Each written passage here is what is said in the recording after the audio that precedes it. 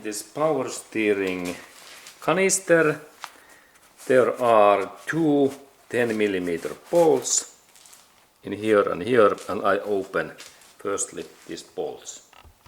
Okay, and now I open these bolts, two 10mm bolts, and then there are interesting plates. Okay, and there is really interesting plates. Firstly, two plates in here, and then inside in these things there are those steel. There are steel these. Now one drops, and second drops. I collect these, and now this oil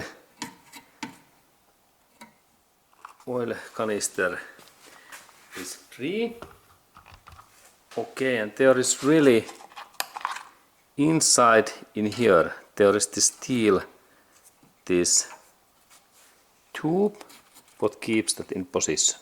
Remember to take these away because they can drop away. Okay, and two of those, and then we open this canister cap hat,